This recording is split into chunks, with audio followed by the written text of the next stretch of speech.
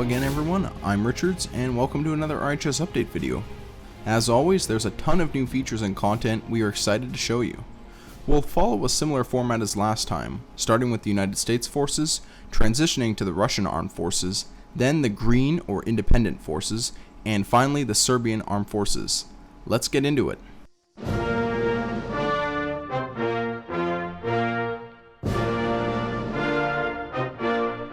We'll start by looking at some of the new gear. The Elk Inspector or SU-230 weapon sight is nothing new to the mod, however now it has some significant changes. The old model is completely gone, and a new, higher quality, and higher detailed model has been added. Some of the new changes you can see include new paint schemes such as the brown that you can see here, as well as a variant with the MRDS reflex sight, which is the one we're looking at here. The sight has up to 4 modes, the 1x mode, 4x, if it is equipped with the MRDS that can be used, and as you can see on this one, a backup iron sight is fitted. On the MRDS model, the iron sight is actually positioned to the side of the MRDS. Next, the RX01 reflex sight has also been changed. It now has new tan and camouflage variants.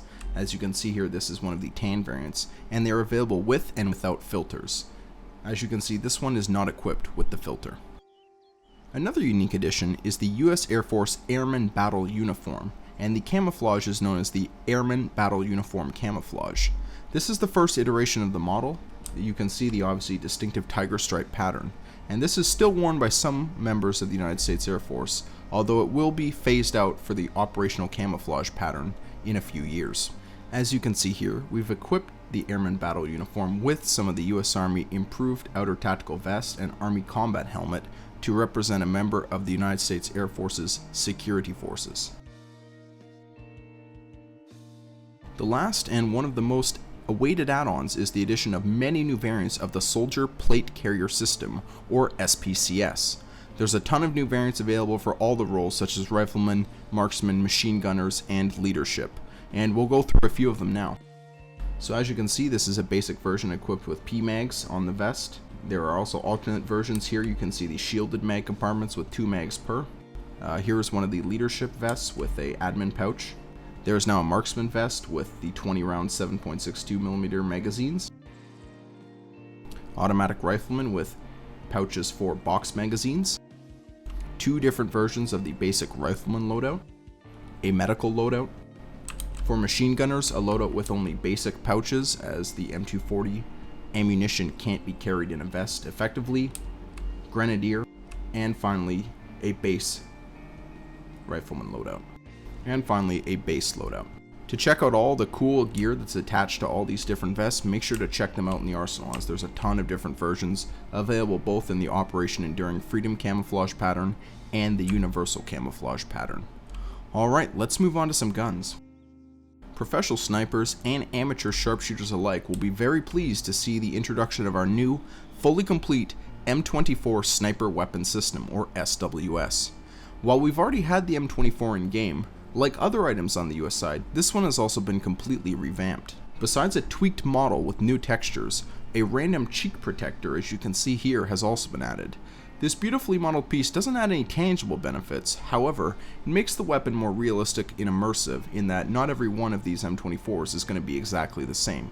Additionally, the weapon now has its accurate suppressor, as you can see on the far M24, and there are 3 camouflage patterns: desert, the standard, and this woodland, as you can see here, and they all have matching sights. Alright, that's the M24. Let's move on to some vehicles. We'll start with 2 new major add-ons to the US vehicle fleet. Firstly, the United States Marine Corps received its own unique mine-resistant ambush-protected vehicle, or MRAP. Although this one doesn't have an M designation, the Force Protection Cougar is still a well-armored 4x4 MRAP designed to transport 5 or 6 personnel.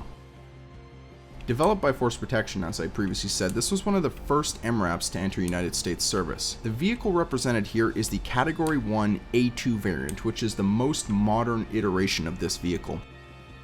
As you can see, it features the high roof design, and the turret incorporated is the Marine Corps Transparent Armored Gun Shield, or MC tags, which is also a new addition for this release. The variants offered are the unarmed version, which isn't shown here in the preview, and ones equipped with an M2 50 caliber machine gun and Mark 19 40mm grenade machine gun. Camouflage available is both desert and woodland. We'll take a look at the interior as well on the vehicle.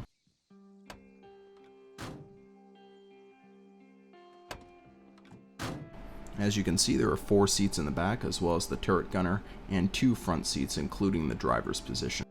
And the interior is fully modeled.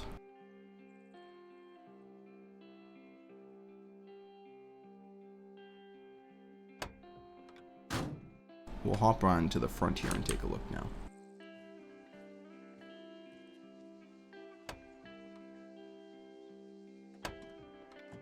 And here's the dash layout.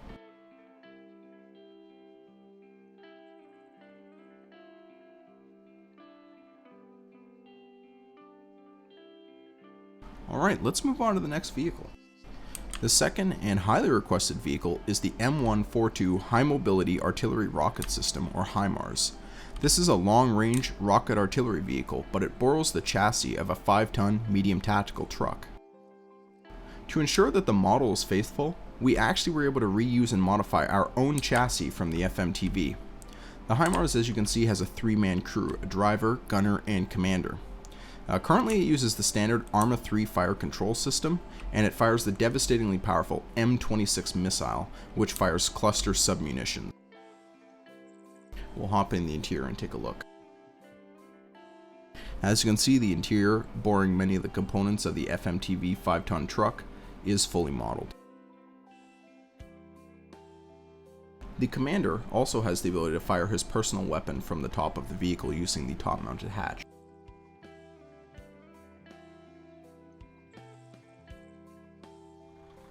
While currently it can only fire the unguided M26 missile, it will be continued to be developed to incorporate other munitions and other unique features. It is currently available in both desert and woodland for the United States Army, and woodland or a generic pattern only for the United States Marine Corps. Alright, let's move on to some other minor modifications. The Humvee has received the updated M1043 and M1045 series, which you can see on the left, compared to the older M1025 series on the right. While visually distinct, the M1043 and M1045 are one of the last unarmored iterations of the vehicle. The M966 and M1045A2 tow carrier variants incorporate the ARMA 2 tow missile system model, as you can see on top. However, there is some additional modeling, such as the ammunition racks for the tow missiles positioned in the rear of the vehicle, as well as the tripod, as well as the guidance system attached to the turret on top. The final modification is of the RG33L 6x6 MRAP. This now has the United States Marine Corps version, fitted with the Marine Corps transparent armored gun shield turret. As you can see, it now also has independent markings that are separate from the main texture for both the United States Army and the United States Marine Corps. Alright, now let's take a look at some features.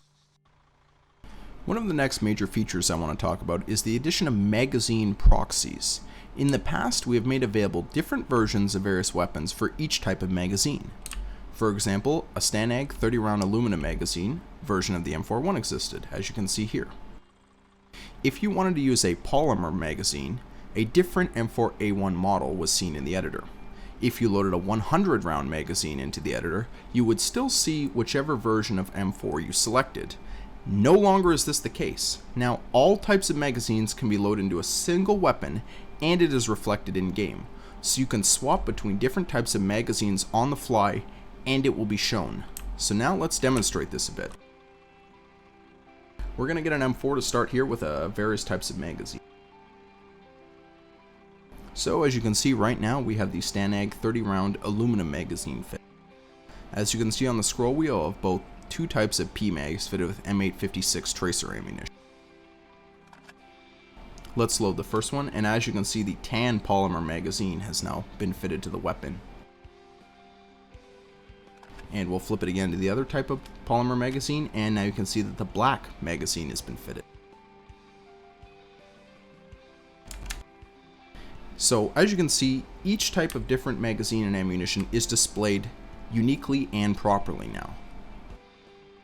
And this applies to a lot of different weapons, so let's get an M249 light machine gun. So to start out, as you can see, we have the 200 round soft bag fitted. We'll now switch it to the 100 round soft bag.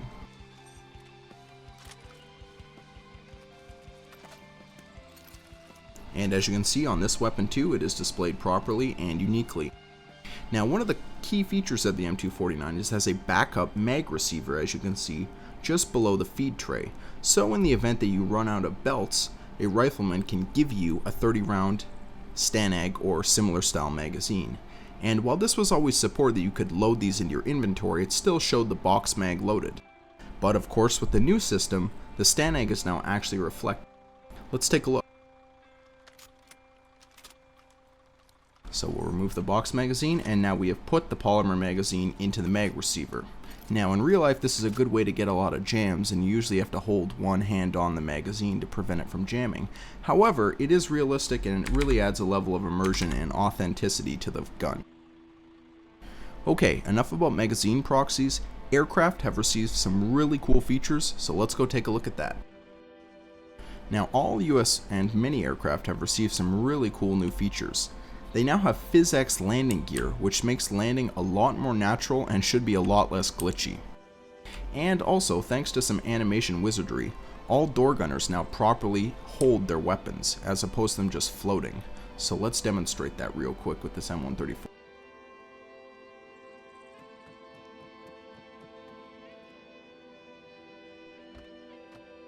So as you can see here, I'm in the crew chief position now. The gun is actually being held properly, and when I rotate it, the gunner stays tracked with the weapon. Again, this adds a lot more immersion and authenticity to the weapon system and to the mod in general. Alright, the last major improvement is a big one. It's for the AH-64 Apache attack helicopter. Thanks to some very clever scripting, the Apache now has the advanced multifunction display system, as well as the first iteration of the Integrated Helmet and Display Sight System, or IHADS, which permits a number of new features for the pilot. The MFD has several display options, which we'll take a look at, but first let's get into the IHADS system. Firstly, it only works on the Apache helicopter, as it would in real life, and it requires a specific helmet. In real life, an IHADS module is fitted to a modified helmet, but for the time being we have a specific helmet that you equip in-game to enable the system.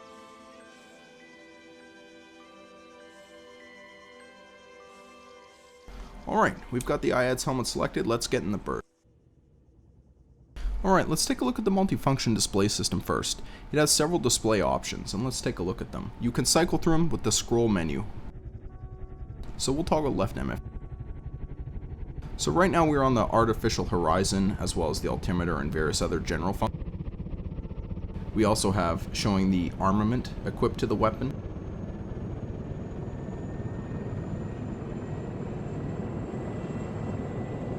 Fuel information.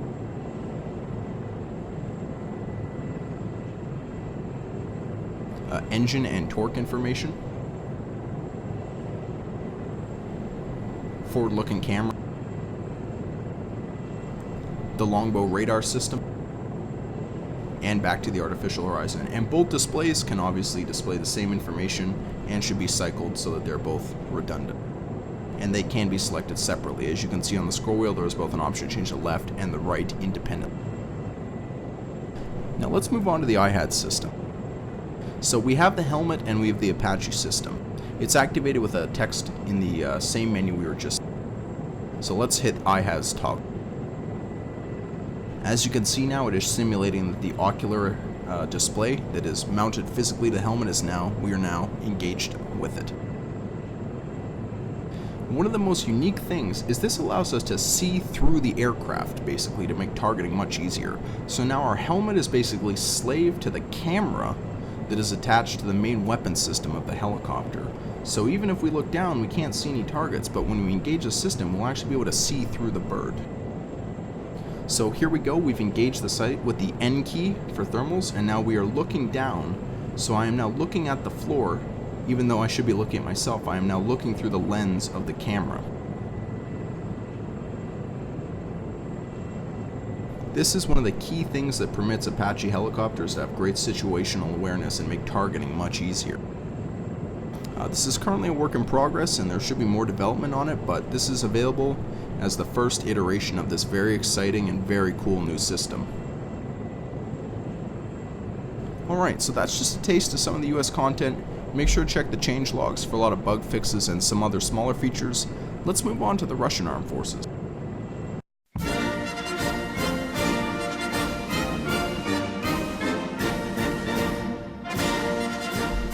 Much like the US faction, the Russian forces now also feature magazine proxies. As you can see, the AK-74 can be equipped with a variety of magazines such as plum ones, bakelite, as well as the traditional metal and other colored magazines. Alright, now let's move on to weapons. For weapons, the 6P53 pistol was added. This pistol was originally designed for use by Special Operations Forces personnel in the 1990s, and it has a greatly improved armor-piercing capability compared to older Russian pistols such as the Makarov. It fires the 9x21mm cartridge, and the magazine has 18 rounds. Two new vehicles were added to the mod as well. The first is the most modernized version of the T-72, the T-72 B3 modification of 2016. This visually distinct vehicle looks more akin to the T-90 main battle tank. However, as you can see, it retains the cast, rounded turret that is similar to the older generation of T-72s, as opposed to the welded, square turret of the T-90A. One of the first and most obvious changes is the heavy armor package fitted to the sides, the front, the turret, and the rear. This also includes new reactive armor, as you can see fitted to the sides, and RPG caging for the rear. On the technical side, as you can see, a commander's sight was added, a much more modern sight, with new fire control and thermal imaging capabilities. For mobility, the vehicle has an upgrade V92S2 engine, and the main gun, the 125mm 2A46, is a new version which is said to be far more accurate. The vehicle is available in several camouflage schemes, including desert and woodland, as I am showing here. While the T-72 B3 modification of 2016 is extremely new, the next vehicle, as you can see, is definitely a classic. This is the first release of the ZIL 131 medium tactical truck, 3.5 ton. First introduced in 1966, this vehicle was produced all the way until 2012, and production only stopped because the factory that was making it went bankrupt. While the engine and some small features have changed over the years, the basic design of this vehicle remains the same. It's a 6-wheel drive vehicle with a 3-person cab, and the rear in-game is configured as either a flatbed or a troop transport.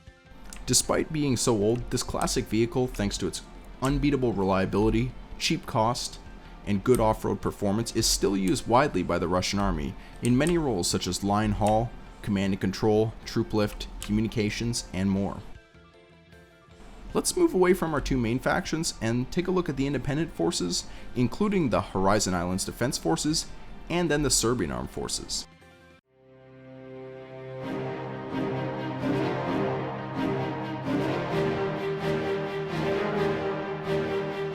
Although there are definitely a ton of crazy weapons here, we're going to start with gear. We'll begin with the independent forces, as they have some very new and interesting gear. Firstly, the iconic M1 helmet, as you can see here, now has a liner-only version, shown here. The M1 helmet made several improvements over early World War I helmets, including that it had an inner and outer liner. Depending on the threat and environment, soldiers would often only wear the liner, and that is now represented in game. As well, the OG-107 patrol cap was added. Alright then, enough stalling, let's look at some really cool vintage weapons. In the spirit of the independent forces, we've made available a variety of very unique weapons for many different styles and time periods. We're going to begin with some World War II weapons. Let's begin with the Type 94 Nambu pistol. This is a semi-automatic pistol developed in the 1930s in Japan, and it was built in extremely large quantities in the Second World War.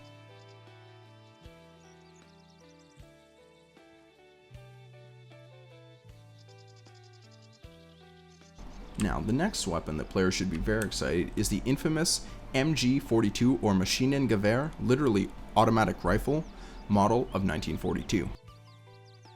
While the older MG34 was reliable and very effective, the construction of that weapon was extremely expensive and very time consuming. The MG42 aimed to allow for a greater production through a simplified manufacturing process. Also, this is one of the first general-purpose machine guns. It had an extremely high fire rate, even legendarily so.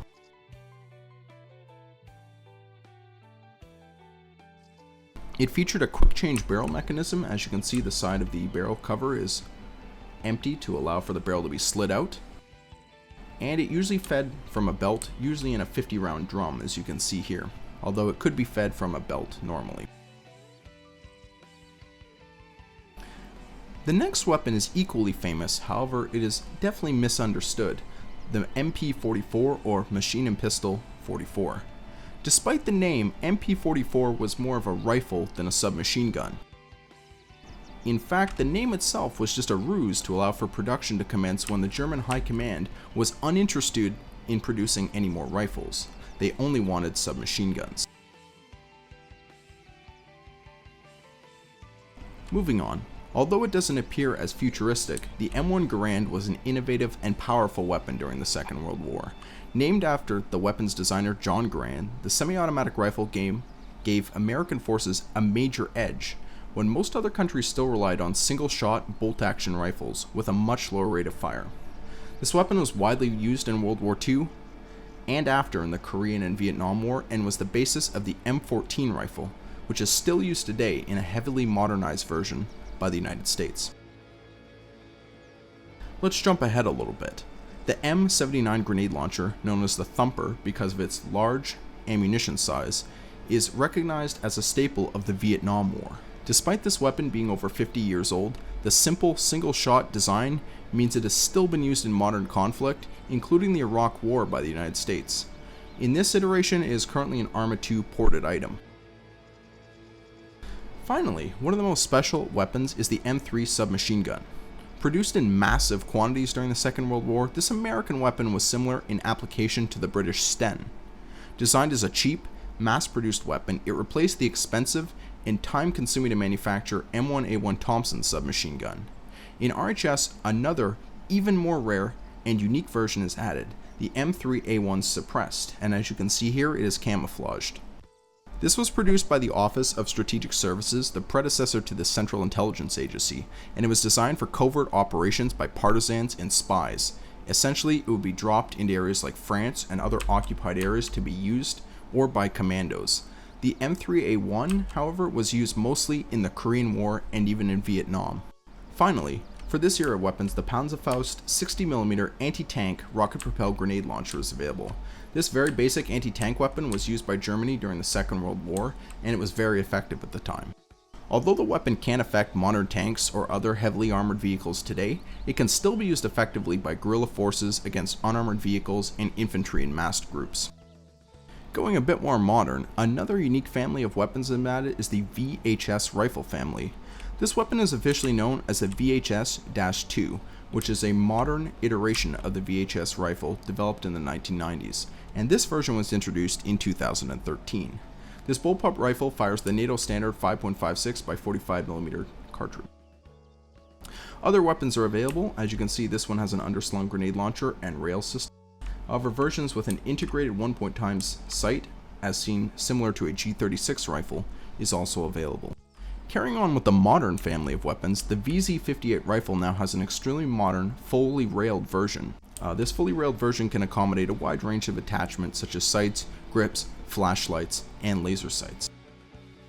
The next series of vehicles will focus specifically on the Horizon Island Defense Forces, which is our own fictional faction as the Armed Forces of Tanawa.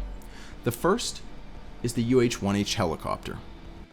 This is the single-engine version of the famous Huey helicopter, but it is one of the most improved and modernized versions of the single-engine design. The helicopter has a variety of Horizon Island's Defense Force liveries, as you can see jungle, black, as well as tan. And it has several versions, as you can see a gunship fitted with rocket pods there, normal unarmed transport to the rear there, as well as mounted with door guns, in this case M240s. Finally, the M113 and Humvee family now have specific Horizon Island Defense Forces camouflages. Alright, let's close out with the Serbian Armed Forces.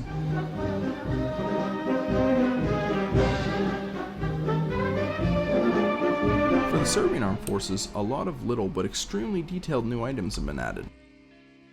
Firstly, we're going to look at demo charges. The TM100, which you can see on the left, the TM200 in the middle, and the TM500 were all added. As well, the M70 and M92 rifle now have access to the M82 armor-piercing ammunition, as well as magazine proxy. Now let's take a look at the grenades. A wide variety of Serbian-specific grenades have been added. The first is the M84 fragmentation grenade. For obscuration, the M83 smoke grenade, available in a ton of different colors as you can see here, has also been added. For destruction of static assets such as vehicles, generators, and so forth, the M88 incendiary has been added, which you can see right there. Finally, the M75 fragmentation, as well the M75 fragmentation and the P98 stun grenade have been added. These unique and high quality models add a more authentic touch to the Serbian Armed Forces without them having to rely on inaccurate American or Russian assets. Finally, the M80 anti-tank weapon was added. This is a shoulder-fired, disposable weapon similar to the American M72. However, it's not quite the same weapon. It fires a 64mm grenade as opposed to the M72, which fires a 66mm grenade. However, the performance and characteristics of this recoilless collapsible weapon are similar. As always, there are additional bug fixes and features you can find in the change logs on our website. That concludes our look into 0.4.6 of the RHS mods. I'd like to start by thanking all of the developers who put in countless hours to make this content as accurate, fun, and high quality as possible. Without their tremendous hard work and great support, the mod would truly suffer. I'd also like to thank the community on behalf of the RHS team for their support, whether it's providing images or just downloading the mod and playing it, making it one of the most popular armor modifications. While we didn't make this mod to become rich or famous, it's really awesome to see a shared passion among everyone who enjoys the content. Please remember, if you spot a bug, submit it on our website. That's really the only way we can track it and fix it effectively. And the website will be linked below. As always, we don't accept recommendations. Trust us, we know equipment and what the forces need, and we get it done as people are available and interested in making it. So once again, thank you everyone, and we will see you in the next one.